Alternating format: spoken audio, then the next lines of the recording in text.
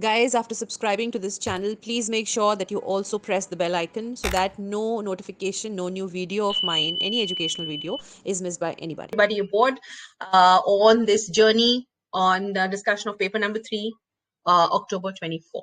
Now, my heartiest congratulations to everybody who has recently passed the October theory exam. Obviously, I'm not expecting that same population to be here right now with me, because since they've already passed the theory exam, they would not be here. As a bunch of students, and I'm really, really happy for your result.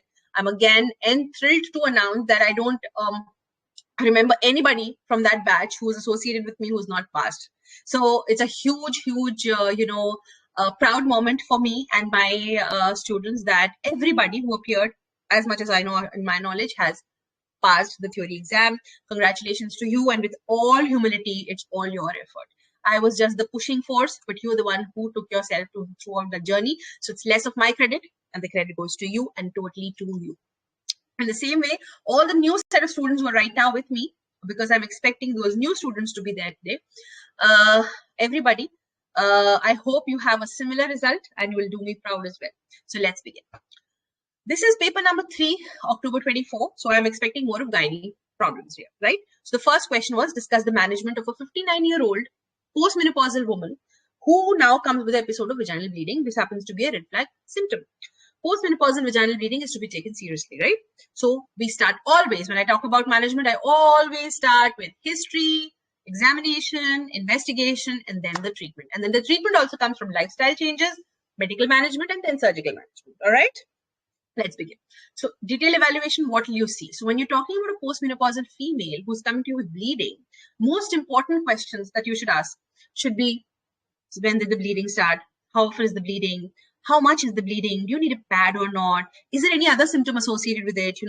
Like maybe pain in the abdomen, or, mass in the abdomen if you're feeling that, pressure symptoms, or maybe, post-coital bleeding, discharge, okay, and certain other things like high risk factors for the development of endometrial carcinoma. Can you quickly enlist me, all my girls, the high risk factors of endometrial carcinoma? Quickly tell me.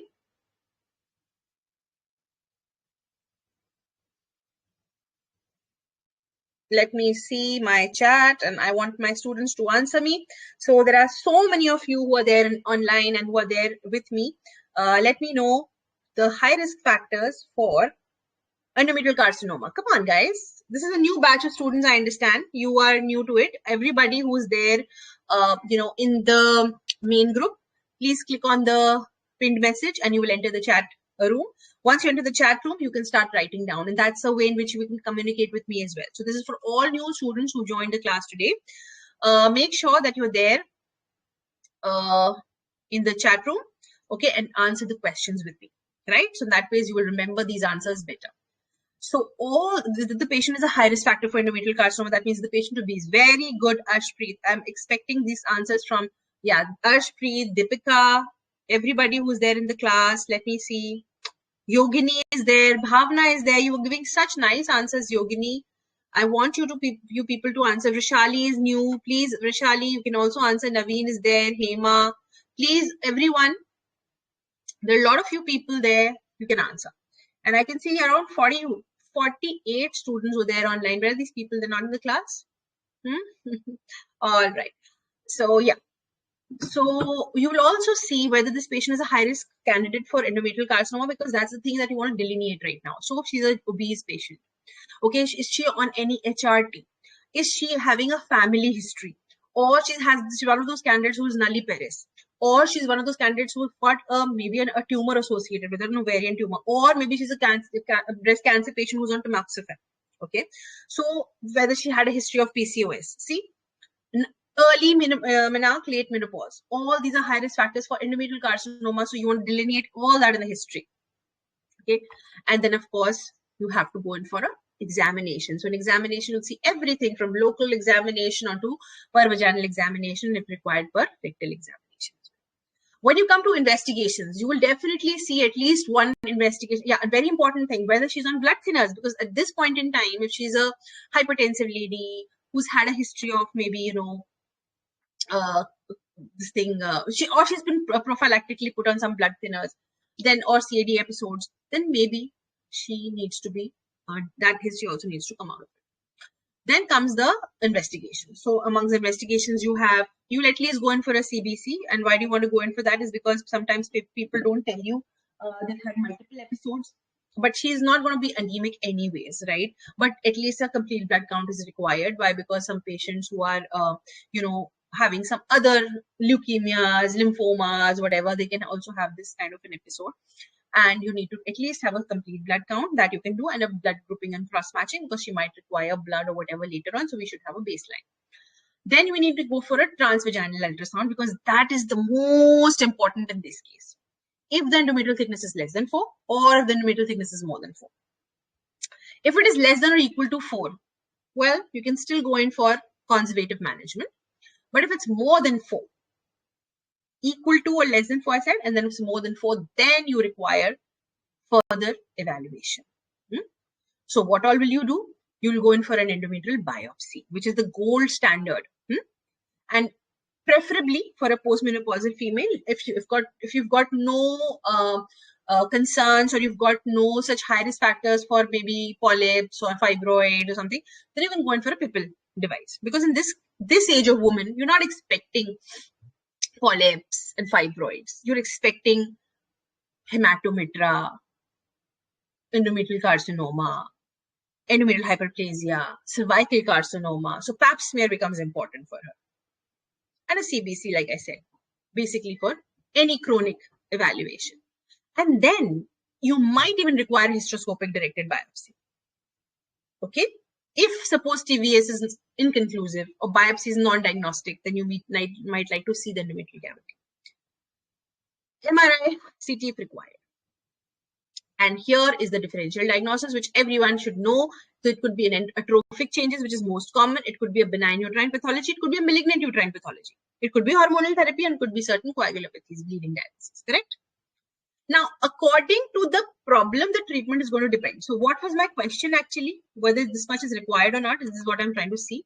They've asked about the management. So now starts actually the management, isn't it? Now starts the management, which is specific to the disease. So if it's atrophic atrophic vaginitis, you need to give her creams, tablets, jellies, lubricants, moisturizers. If it is a benign endometrial pathology, like maybe endometrial polyps or fibroids, you might have to remove them. If it is HRT related, then you'll have to adjust the hormonal therapy. If it's tamoxifen related, you'll have to stop tamoxifen and see. If it's endometrial hyperplasia without atypia, well, you'll have to just go in for a biopsy repeatedly, 3 to 6 months interval, preferably 6 months interval. If it's with atypia, you'll have to go for a TAH. With or without, BSO. If it's a malignancy, then it's a totally different story. If it's a cervical malignancy, again, totally different story. Correct? So this is the management. Any questions so far? So this is actually the way in which you're supposed to answer a question which asks you the management, and above all, the question is 6 marks. So you see how many slides I've done on this? It's been around 15 slides and just one answer. You see? Now, briefly discuss the pathogenesis and management of PMS. Now, can anyone quickly tell me what is the pathogenesis? Why is there PMS?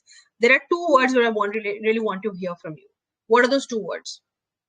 Yes, Umesh, you can answer. Chandini, you can answer. Please, guys, be alert and be agile so that you remember as you proceed, right? Okay. So can anyone quickly tell me the pathogenesis? GABA and serotonin. These are 2 basic words which I want to hear from you. Because of the dysfunction of the levels of these, there could be a PMS. So it's not just hormonal fluctuations, it's also the neurotransmitter dysregulation and also the prostaglandins, you can say, to a certain extent. So cyclical changes in estrogen and progesterone, mostly the progesterones, in the luteal phase, they influence the neurotransmitter, especially serotonin.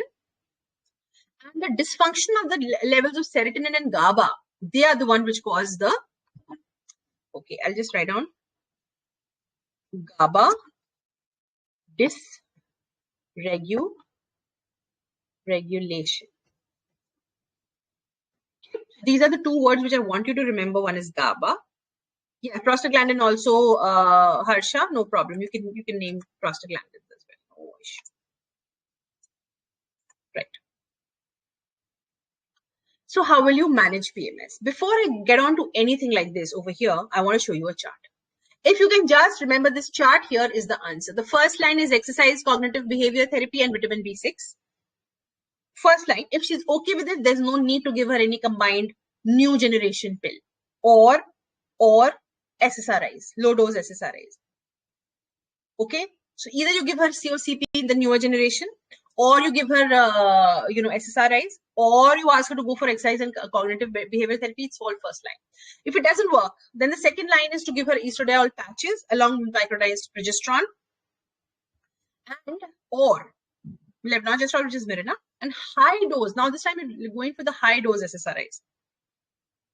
If that does not work, then you go for third generation, which is GnRH analogs, and along with that, add back therapy.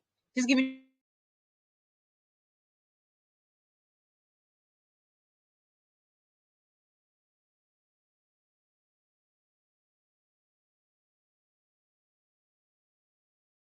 the third line is to go in for GnRH analogs along with add back therapy.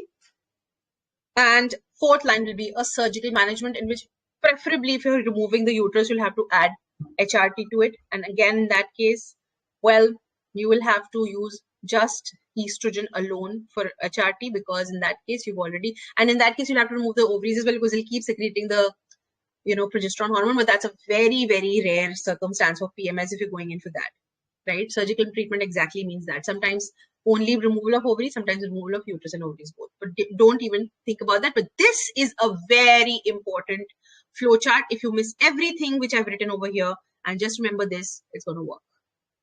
In the exam, you can write the same exact same thing. Correct?